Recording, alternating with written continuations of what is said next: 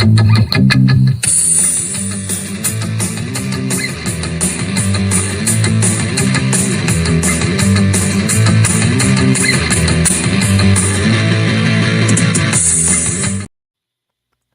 everyone. Welcome.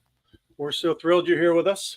My name is Doug Cothe. I'm the founder and owner and principal consultant of PeopleSmart Group, LLC, and also founder of the Organizational Health Collective.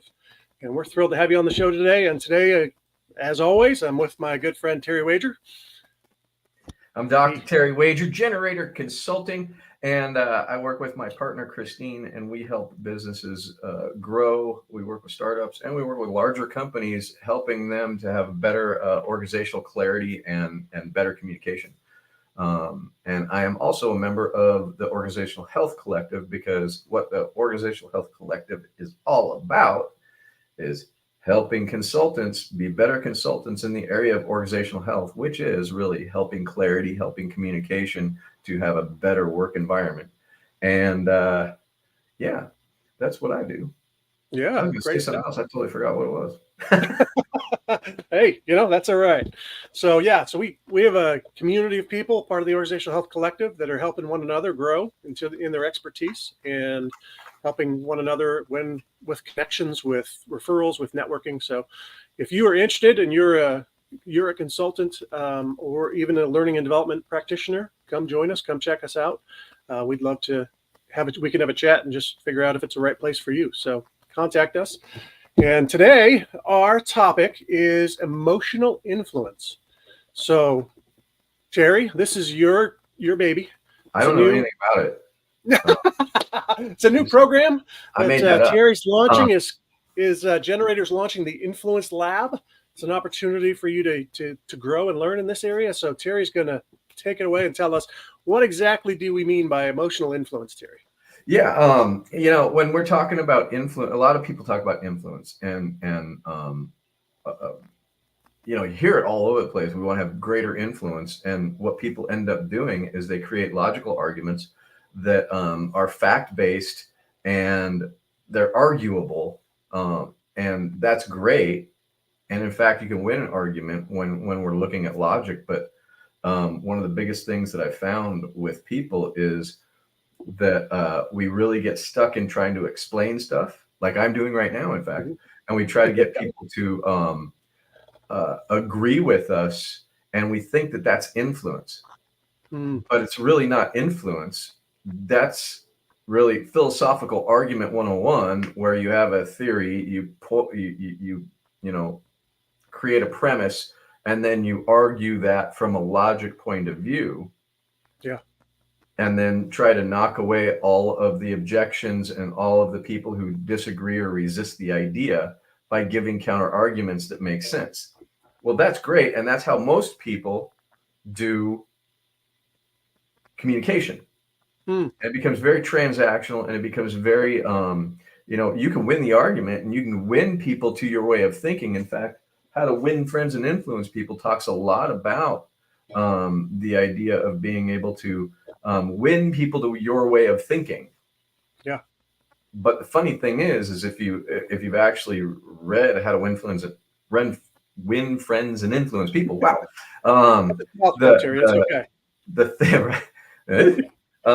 The thing that Carnegie's talking about is actually creating an emotional connection with people by saying certain things and doing certain things in the relationship that create connection, that then it's easier to win them to your way of thinking.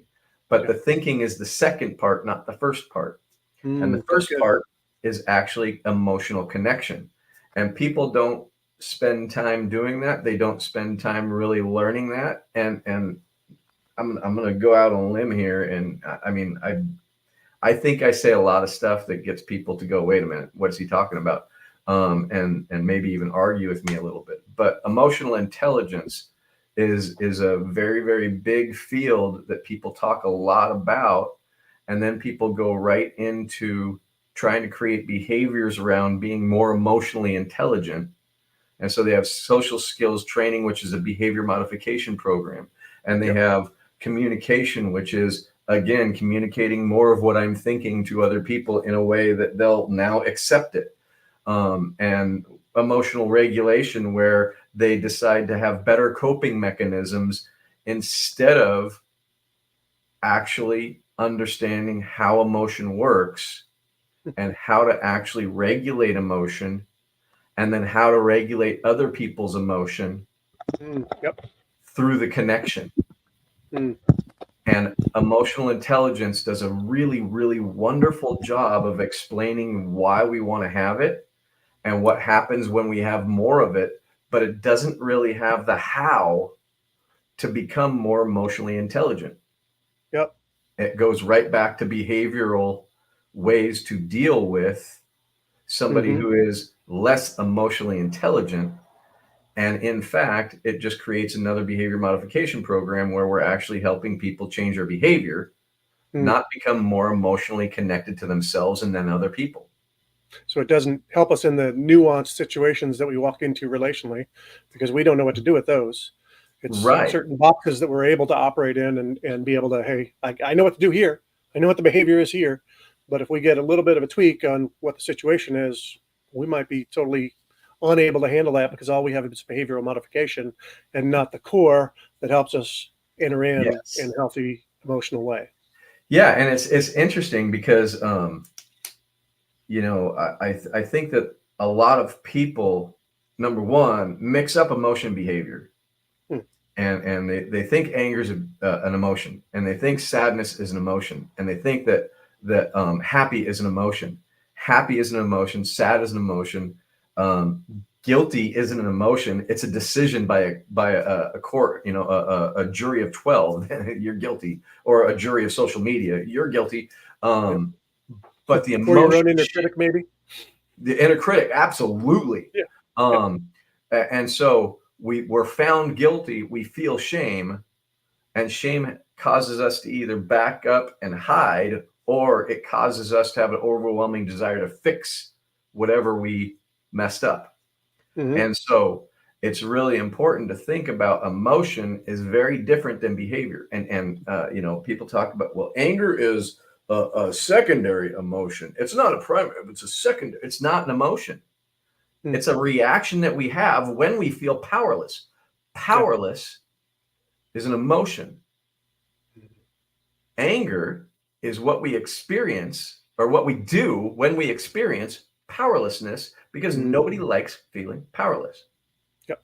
And so when we start to realize that, oh, there's a very big difference between behavior and emotion, and we start understanding what emotion is, when I start to tap into my emotion and I can share emotionally with people, I start to have greater influence with them, because I didn't just give them an idea.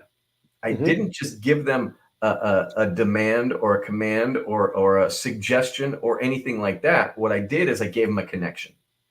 Yeah. And when I Yep. give them a connection, it feels very different than giving an idea to play with. Yep. And so what we want to do when we're having any kind of interaction, whether it's an intimate relationship, whether it's a relationship with our family and our kids, or the adults in our family, our parents, whether it's in social situations with friends, or our churches, or whatever groups we have, or Yeah. it's in business, the more we can tap into our emotions and talk about when we feel disappointed, talk about when we feel inferior, talk about when we feel pressured, and identify that, or even powerlessness or frightened.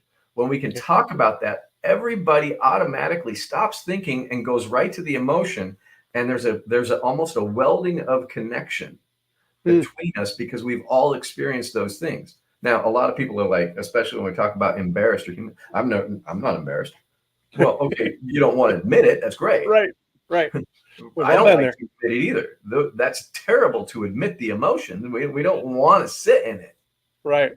But the fact of the matter is, when I can say, hey, you know what? I had that happen too. I was really embarrassed and I felt inferior, and I felt overwhelmed for the moment, because I was overwhelmed with all of this emotion flooding me, and I didn't know what to do next. Yeah. And That makes a and lot of sense.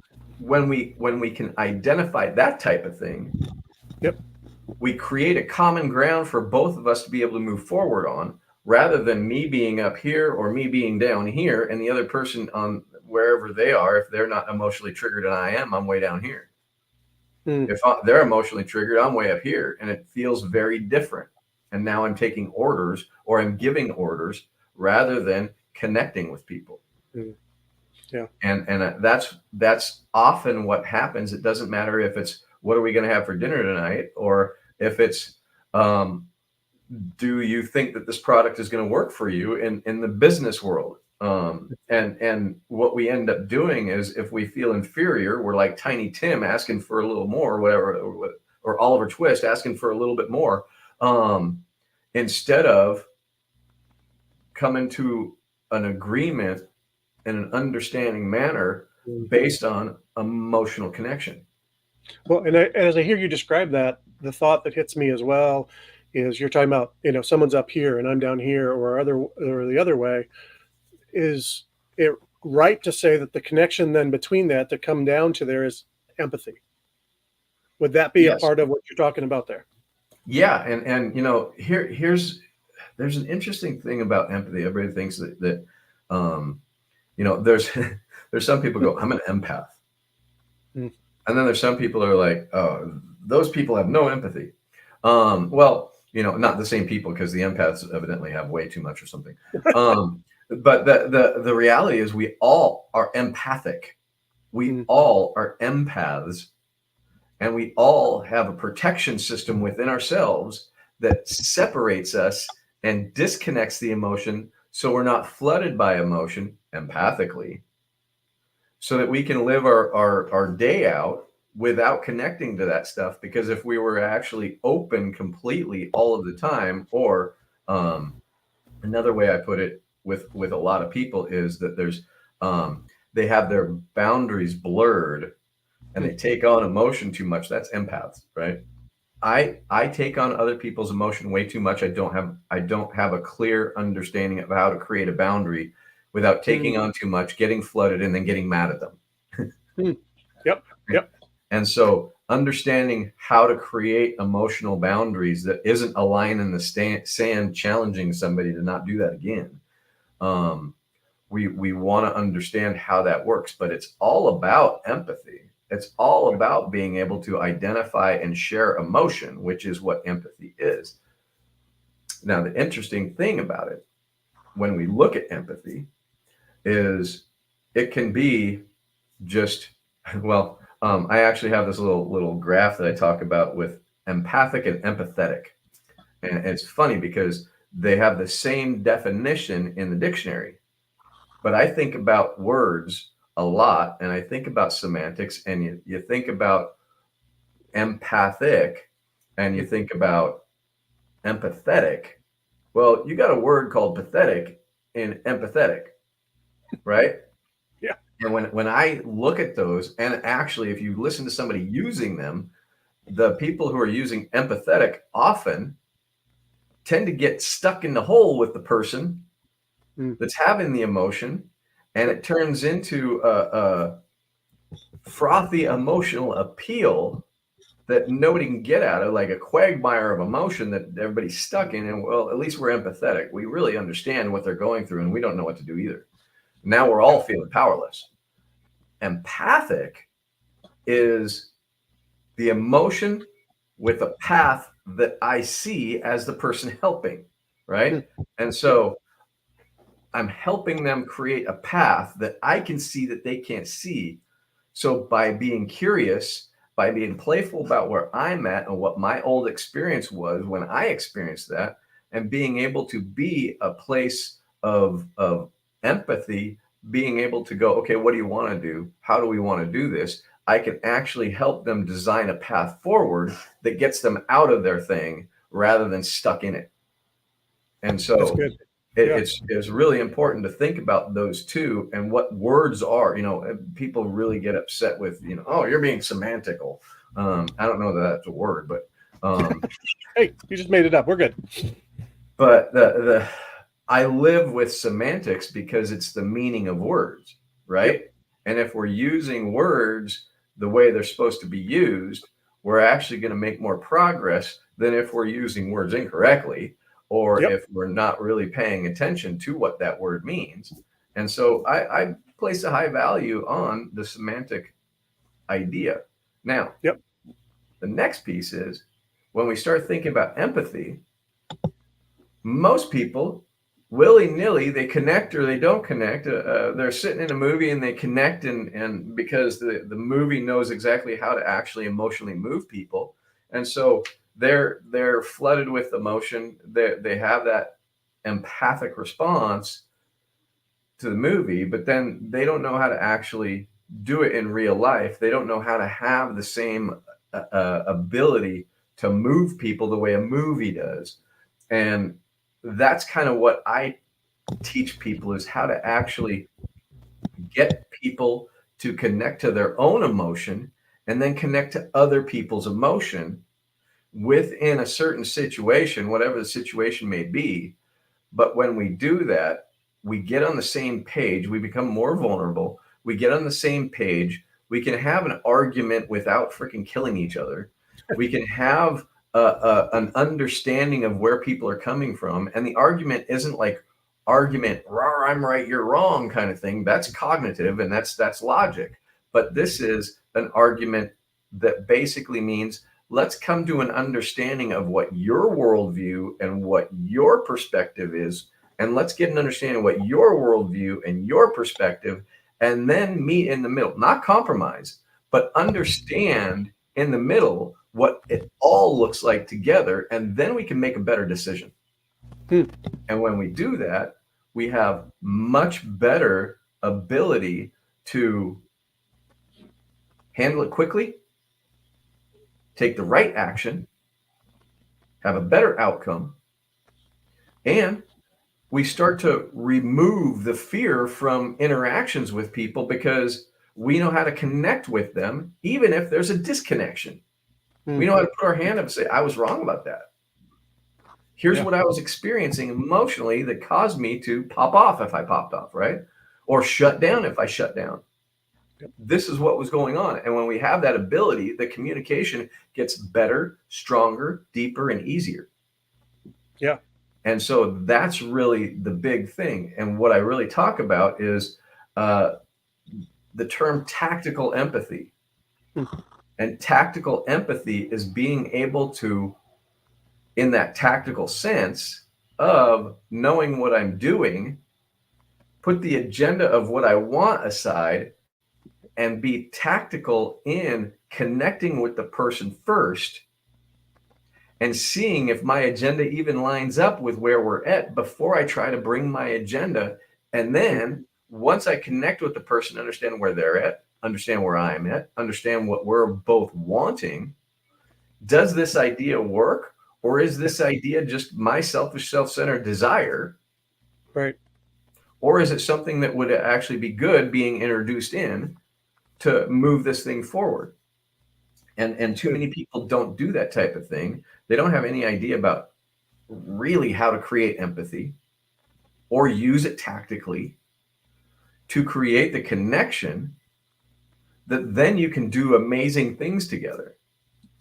And that's the real piece is being able to understand tactical empathy to create a bond rather than just a connection.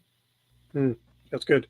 So the word that I keep coming back to what we talk about a lot, which is vulnerability-based trust, as I hear you talk, is you're, in many ways, it seems like you're describing the process of how do I build that vulnerability-based trust. That as I do that connecting, as I enter into what you're walking through and you enter into what I'm walking through, we begin to connect as human beings and build a sense of, well, I trust you because now I know there's a care for me in my situation, and you know there's a care for you in your situation. And so you're also developing with that then the sense of, okay, if I'm going to put your best interests at heart, I'm going to think through whether my agenda actually matters anymore or not. Yes. And so there's that sense of, hey, I've got to put things aside and I've got to say, hey, I'm going to look out for what do you need? What's your best interest right now? And vice versa. And once we do that, that connection, that bond is something where someone's going to say, yeah, I want to trust you. Yeah, I want to work with you because I don't believe you're going to sell me a bunch of crap. Absolutely. And one of the things that I think a lot about, so I come from an attachment based psychology, and so my degree is in clinical psychology. I was a child adolescent psychologist. I worked with severely emotionally disturbed kids. I worked Mhm. with highly aggressive and dangerous inmates after, which, by the way, were the same kids that were neglected in the highly emotionally disturbed population. They just graduated into prison, which is very, very sad. Um, and remember, sad is a behavior. Yeah. I felt disappointed for them. I felt disconnected from the world for them. I felt discouraged for them. Um, and they felt a lot of that along with a bunch of despair, right? And so it is a sad situation because unfortunately, I also, while I was in there, most of the people were treating them like they could never come back from it. And my position was that this is juvenile justice, and the juveniles I was dealing with was 16 to 20, 21 level age. And so number one, they're in the prime of their life. Number two, they're getting out. Yeah. They're getting out. They're not lifers. Right. Now some of them have done heinous stuff, but they're getting out and they don't know how to identify their emotions. They don't know how to regulate emotion. They don't know how to do any of that, and they get social skills. So they learn how to cope, but they never learn how to release any of the shame. They never learn how to release any of the pent up feelings of worthlessness or powerlessness or inferiority. So they go and prove that they're worth it, that they're entitled, that they can do what they want. And that's all of the behavior: reckless, powerful, just full on, full force, trying to prove that they exist and that Mm. they matter. Why? Wow. Because they felt like they didn't. And they Yep. felt like nobody cared. And they felt like there was nobody there. They had no secure base within themselves or within their life. And so they were untethered, flying around with this aggressive behavior because nobody cares about me. Why should I care about anybody else? Now, the funny thing is, as soon as I started working with them around the emotional influence model that I have, they started to see me as a secure base. They started to see other people who had their best interest in mind as a secure base inside the prison. And they started moving towards healthier behavior, not because they were forced to, but because they saw what would happen, because they could stop reacting and they could start identifying the emotions, and their lives started changing. Wow. And Yep. that's one of the major places that I saw how amazing this is when we can actually use this model of it's behavior change, but it's from the emotion rather from the behavior. And so it's where it starts in that root idea rather than trying to deal with a symptom. Hmm. And as I saw this, is like this is the essential component that's missing from almost any kind of behavior change organization. And as I moved into working with businesses and things, because well, my life changed, and I decided I wanted to do some different stuff. And the prison I was working at that adopted the program I was working, they closed, and so I had to go someplace else.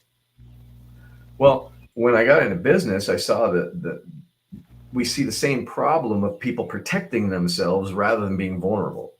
We see Hmm. people trying to vie for their thoughts rather than being able to understand where somebody else is coming from. And it's the same Hmm. exact thing. People don't care about me. Why would I listen to your idea? Hmm. Yep. Right?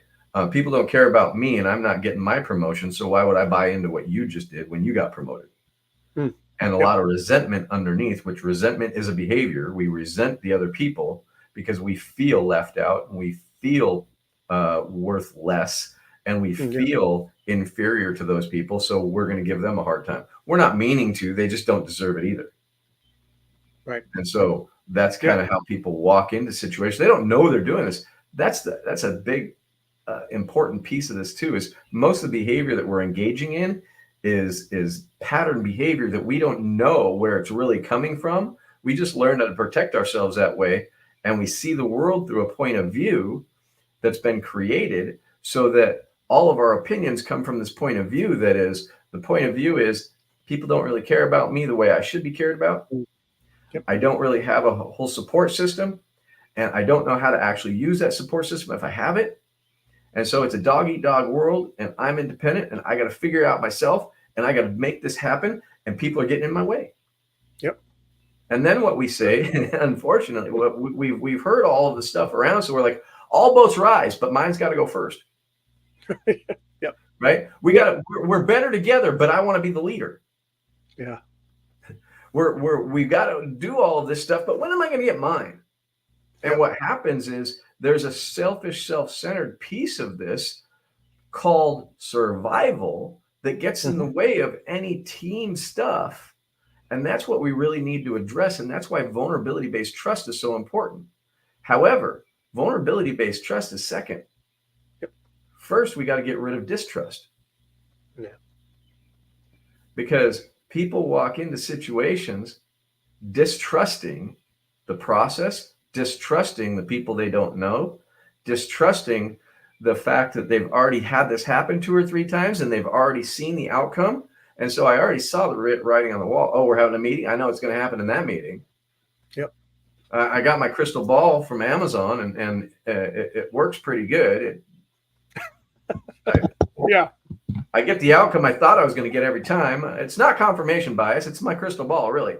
And so as a result, we put ourselves into this confirmation bias. We put ourselves into this situation, and we're doing it all from protection instead of vulnerability. And what we really got to do is we got to get rid of the distrust. And I'm hearing you say with that's dealing with my own crap first, dealing with my own ways I enter into the world and understanding my own emotional things going on underneath the surface. And so it sounds like that's the first dive. And until I can do that, how in the world could I ever be vulnerable with someone else or accept their vulnerability? Absolutely. And it starts, the reality, it starts with the leaders. When I was working with families, I was a child adolescent psychologist. I did that for about 5 or 6 years. And about the 3rd month in, I started sending the kids to the playroom, and I'd be like, I'll play with you at the end, and we'll do that, but first I want to have a conversation with parents. And they were supervising there. They were just alone, but they weren't eating toys or anything, licking the lead. They were supervising, and I would be working with the parent because it works from the top down. And what was going on with any kid that came in, sorry, parents, the kid wasn't messed up. The kid was reacting to the parent's emotional dysregulation. Yep. And then the parent was reacting to the kid as dysregulated, and you'd start to see a pattern of the kid having more and more problems. But when I worked with the parents and I addressed those problems and helped them to regulate their emotion differently and identify their emotion, separate emotion and behavior, and start to have emotional conversations instead of behavioral conversations, the kid changed. It's freaking amazing. Now, I say that because when I go in and work with a team, I start working with the leader, and I help them kind of understand this whole idea of developing the vulnerability-based trust through addressing our own emotions first, removing distrust, and then we can have a very, very strong foundation to build trust on. And then we can have anything happen in a conversation and everybody's okay. Everybody has a secure base, the leader, and everybody can know that we're okay and we can move forward together. And we have the emotional influence as the tool that we used to create all of the traction in the group and the progress in the projects. And so that's what we really want to do. And it starts with emotional influence. So let me ask this. I hear this, and I'm hearing a lot of great stuff, and I'm hearing it starts with the leader. So I'm imagining this has an amazing impact on the leader's life personally first. It's got to impact the way I am. So what are the impacts you see of this happening in the lives of leaders personally before they interact with the team, but just in their own personal interaction, self Well, interaction? honestly, it happens. It can't happen in a vacuum, and it's not going to happen in one place. It's going to happen to the person pretty much in more of a 360 kind of thing, but it's going to happen internally first. Yeah. And so if there's a first place it's going to happen, it's internally. And so the first thing that's going to happen is they're going to notice that their stress level is way different than it was. They're handling the same things or even bigger things, but they can walk through it without the dreaded what ifs or or waking up at 2 o'clock in the morning with the fears of whatever. And then they're going to notice that the angst maybe they had before isn't as anxious, right? And they're going to notice that they're handling and feeling more positive about the things that they're going through, and they're feeling more connected towards not everything is so tough. Wow, I had a good day, right? And so they're going to notice this as they go, but then other people are going to start noticing that there's something different, and they're not going to be able to put their finger on it because the words don't change. It's the energy changes, the emotional connection changes, and the angst isn't going to be there. And if I'm anxious and I walk into a room, everybody's going to feel the anxiety. I might be able to cover it good enough that you don't know it's me, but people are going to feel the anxiety. Which is, by the way, anxiety is fear. We psychologists just changed the name to anxiety to get paid more. And so that was a joke, but it's kind of true. Fear we can't really medicate, but anxiety we can. And so we have to make it bigger than it is. By the way, that's an ego proposition, is to make any problem bigger than it is. You're feeling a little self-pity, right? You're self-pitying right now. You are pitying your situation. Well, that's not self-pity. You've been doing it for a little while now. So that's depression. No, it's self-pity. I'm looking at all the crap that's not working for me, and I'm buying into the fact that it's not going to change ever, global. And nobody knows what it's like to be me. Now I'm all alone. I cut everybody off. And I just took what is self-pity and I made it depression. Wow. Anxiety was fear. And then I told myself a bunch of renditions of how it's never going to work. And I scared myself into a place where my heartbeat is so fast, I think I'm on a roller coaster. Yeah. And what happens for a lot of people is they create that, the fear is there. That's just normal. We don't identify the emotions around it. So we get more and more anxious because we're not talking about it. We're trying to handle it ourselves, or we're going to everybody and then shutting their ideas so they can feel just as powerless as I do. And then when nothing actually changes and everything starts falling apart, then I get depressed. So anxiety to depression. Fear to the heighten of fear, and then self-pity. And we love to recalculate or recalibrate that into an emotion or to a mental health disorder, instead of just identifying the emotions and connecting with people on a level that we can start working together to change it. And over and over and over. And I have a bone to pick with the mental health world in general, because the reality is mental health is an oxymoron, because our thinking is flawed from the beginning. And I wrote it. I have a book. It's called Quit Taking Your Own Bad Advice: How to Stop Overthinking and Start Following the Brilliance of Others. But in it, I talk about the lie machine. And the lie machine starts here and it goes up. And this lie machine tells us all kinds of permutations of what could happen that we might need to protect ourselves from, but it's not fast enough for the possibility of whatever bad thing could happen. And so it starts to remove the idea that this could happen. No, this is happening now. And we scare the hell out of ourselves with our lie machine, and we live in constant lie or delusion in our mind based on past situations because we're using our ability to do the mental shortcuts and going, oh, you know what? Cars are coming. I know what happens, right? And we freak ourselves out with everything happening because we use past experiences, usually bad ones, to inform future situations, and we just stop ourselves from living. Hmm. And that's where hesitation, procrastination come from. And we go, oh, but if we were if we had a more solid mindset, we'd be okay. No, the mindset's the problem. Hmm. We got to get to the emotion and identify the emotion, let that stuff go, and the mind clears up. Yeah. And so that's what really needs to happen. And so many people are so focused on the tangible mind that the intangible emotion is more difficult. Yeah. Well, and I also hear in what you're saying, there's this sense that what we need is connection with other people at this level that we can deal with and talk through. And so we need friendship, we need connectedness, we need those sorts of things as a support system. And it seems like, and you can correct me if I'm wrong here, you're the expert, I'm not, but it seems like very often what we're doing is going to a counselor or a therapist to buy a friend, to buy connection.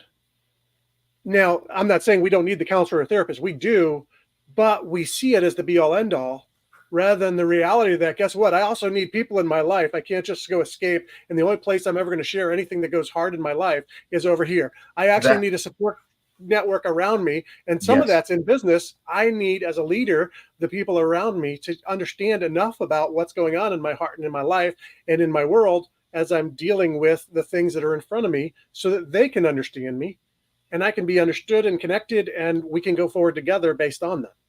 Absolutely, and that's a really good way to put it. And I really like that idea of I use the therapist or I use the psychologist or whoever I'm going to as that confidant, and I only talk to them about what's going on. Yeah. By the way, I'm also telling them what I want them to know. Yep. Yep. And people don't realize they're doing this. But I worked at a domestic violence place for a long time, and the guy that ran it talked about the idea that we all organize each other to our own way of thinking. And I love the way he put that. His name's Chris Huffine, a brilliant guy. But he talked about we organize the people in our lives to behave the way we want them to by going off on them or rewarding them or removing ourselves or rewarding them based on how they respond to us. And so we actually behaviorally control or behaviorally condition people to how we are. Yeah. And here's another one. I'm gonna step that one up is we'll also behaviorally organize people into what we're used to in order to not have to change my behavior, but I will organize you into behaving the way everybody else has in my life. That way I don't have to change and I can be right about what I've experienced all my life. Yep. Now, if I'm doing that in a therapy relationship and the therapist isn't aware of it or isn't picking up on the cues, which there's a lot of therapists out there and some of them are really good and pick up on it, and the vast majority don't. Yeah. Unfortunately, the vast majority don't. And why? Because the vast majority of us people have our own stuff and have not worked through our own stuff and are not emotionally regulated and don't know how to identify emotion and don't know how to do that. That's called cognitive behaviorists. That was a joke, sorry. But they don't feel comfortable with their own emotion. Yeah. And so as a result, when they start getting organized, they fall right into it. And they don't realize that they've got a game being run on them. Mm-hmm. Yep. And so what happens as a result is no progress because I, as the person that came into therapy, start telling my story and I tell my story and I tell my story and I organize the person as I'm telling it and I share just what I think I need to and I hide what I am uncomfortable or embarrassed about. Emotions aren't being identified. And so we just start to problem solve really quick and we start to try to make life better rather than going, okay, where are you really at? Yeah. What's really going on? Hmm.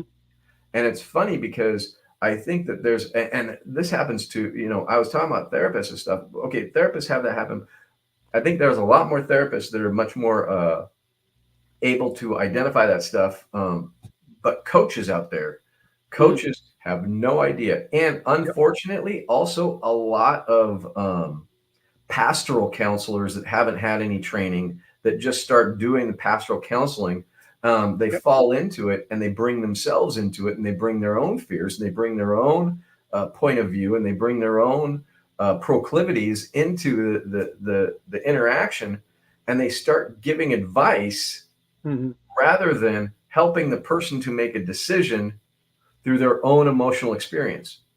Yeah. And so and I do a lot of giving advice, but the way I give advice is based on the idea of, one, step back, identify what's going on with me, Yep. separate that kind of thing and being very aware of what's going on, and then asking them about what's going on with them, and make sure there's an emotional regulation where they're not tripping out, where they're not protecting Mhm. themselves, where they're not doing anything, and I'm not influencing them to do something because they want my approval. And then be okay, what's really best for this situation? And so it's very, very different when we can go from that point of view. But it all has to do with emotional influence. One, am I influencing them emotionally by accident? Or am Yep. I influencing them by helping them to tap into what they really want from emotionally balanced place where they're Yep. going to get what they were really looking what wow, tongue didn't work. What they were really looking for, or are they going to be really more the alternative is they come in, they talk about all the things they want because that's what they were told by society or people or whatever, and then they get what they're looking for, they don't like it, Yep. right? And their influence is what's influencing Or that they happening.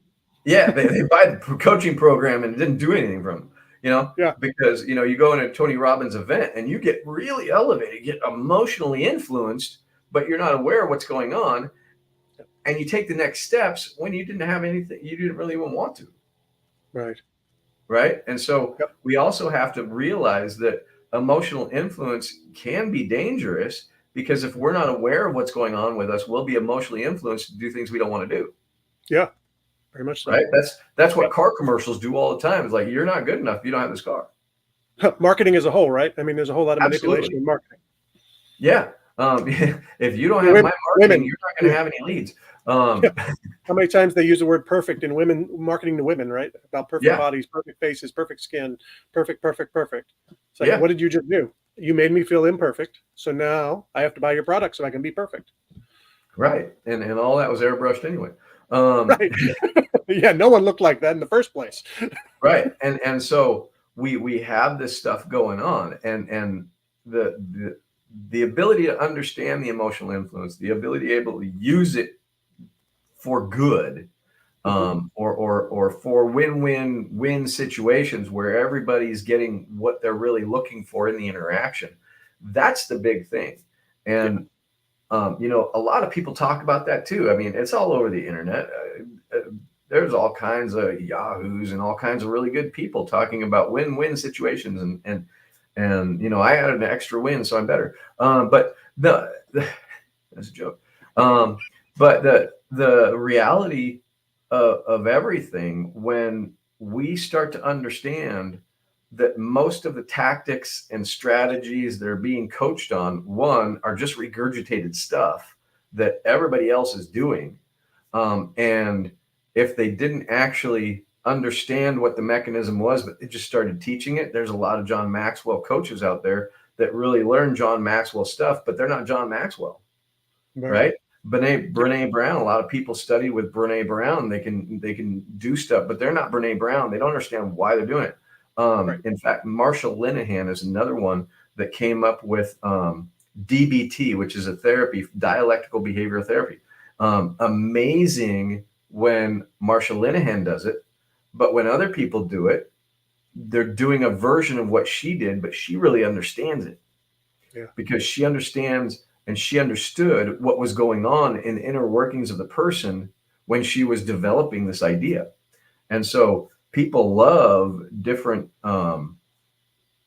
strategies or different, box kind of ways to do it. Oh, are you a Maxwell? Are you a Lencioni kind of person? What do you subscribe to?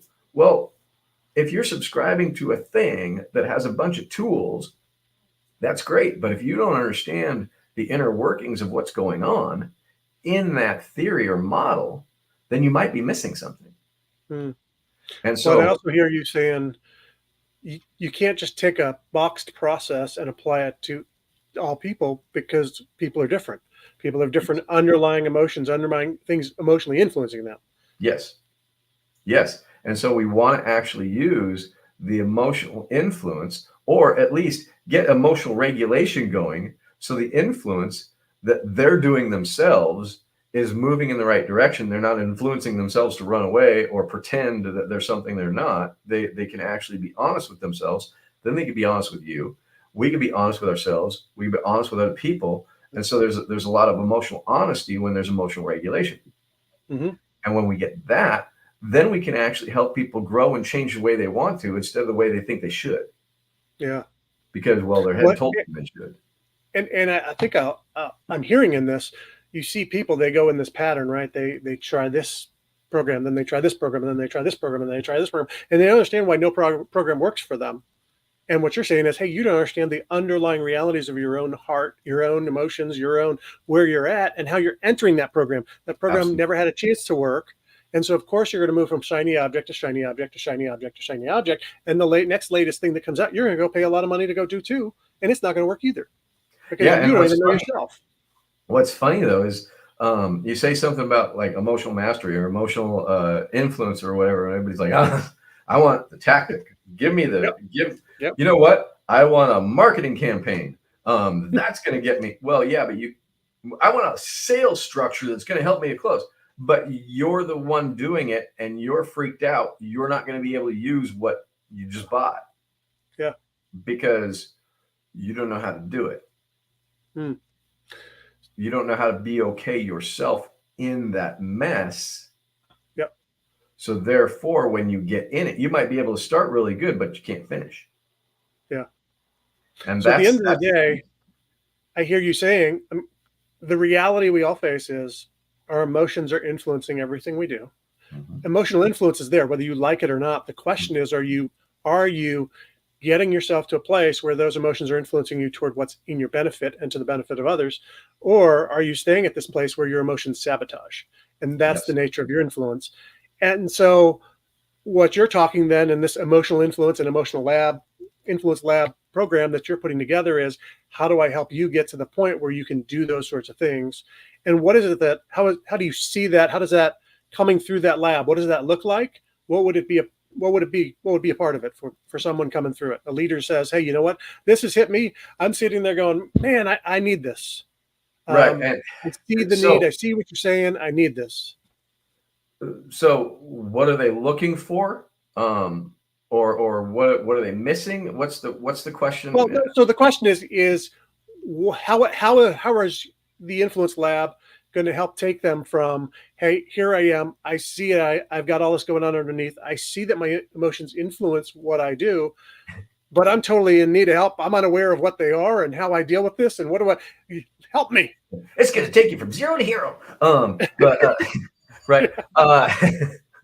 We'll get some marketing in How here. are you helping me, Terry? What are you Right. Yeah. doing for me? So people are not following the way you want them to, or you're finding yourself frustrated and you're finding yourself emotionally exhausted at the end of the day, or just exhausted physically, because you don't realize it's emotional. Um, some people might, be job hopping. They're really good at what they do, but they just can't stand the people they're around. And here's the reality is, when I'm emotionally balanced, it doesn't matter who I'm around, what I'm around, what's happening, what state I live in. I don't like Oregon and I live here. And I honestly, I say that when I'm not emotionally balanced, I don't like it more. But when I'm okay with me, it doesn't matter where I am. Yeah. It doesn't matter what's happening. Doesn't matter who's yelling at me. I've had people yell at me right here in my face. I've had people hit me, kick me, push me, spit in my face. And when I'm emotionally regulated, that shit doesn't bother me because I know that they're having a tantrum right now. They're having a problem internally that they can't deal with. Yep. And remember, this isn't a daily basis thing. I worked with severely emotionally disturbed people. Right. And when I first started, that type of thing happened, and I'm ready to go too, and I got to take a break. Why? Right. Because I'm going to strangle somebody because I didn't know how to regulate. When I learned emotional regulation and I learned what was going on, that's where I put together that, oh my God, every argument that we ever have is somebody's having a tantrum because they don't know how to identify emotion. You'll be able to do that. And if you're not sure if this is for you, well, I would say just join Find Out, because you're going to find out a whole lot about yourself anyway. And it's a place that changes your whole experience of yourself and other people. Because one of the things that I've always talked about is, if there's one person in the room, you got a team, and you might have a bad teammate. Yeah. If you're not getting along with you got a bad teammate and you're the only one. Yeah. But then as you go out from there, if you're already against you, who's going to be for you? Yeah. And so you got to really be able to identify what's going on with you first, and then other people will follow. But the people who really are going to benefit from this are people who are open and honest and willing. That's how, by the way. Honest, open, willing. How? Yeah. To look at themselves and say, I don't have exactly what I want. I'm not having the influence I'm wanting. I'm not having the impact that I'm looking for. I'm not having the joy in my life or my job that I'm wanting. And I want things to be a little bit better. If any of those flash in your mind a little bit, join the group, join me on that journey, and you're going to see your life change beyond belief. And it's going to change you. It's going to change your relationships. It's going to change your business. It's going to change everything. And it's usually very quick that you start to see results. But if you don't do anything, things are going to be the same way. That's good. That's helpful. Thank you, Jerry. Absolutely. Yeah, and if you want more info on emotional influence, you want more information about the Emotional Influence Lab, you should go to emotionalinfluence.com and check it on out. And you can contact Terry through that. You can reach out. And this is a program that he's pioneering that is just going to help leader after leader, team after team, to really develop that trust that's needed to really be a solid team, and for a leader, that self-awareness that's needed to be the healthy influence in the room, right? And so even as you talked about, and maybe this is one last thought for you to share on if this hits, is you can't change a system that's unhealthy without a healthy influence. And so the leader's got to get healthy first to be able to be the one who's sitting there going, okay, we're going to change this up. And we're all going to engage from a different place. Absolutely. Because otherwise they're going to be influenced by their own negative emotional influence and everyone else's negative emotional influence to just go down a road that they don't even realize they're going down. Yeah. And I will say that if you're not the leader of your business, or you're in a team that you see the dysfunction, if you want to join the Influence Lab, you'll find that through this, you're going to have a greater ability to influence people to see things the way that you're putting them out there, and make change from the side or the bottom of the pyramid, so to speak. Because the reality is when we start to work with emotional regulation, we start to really understand what that does.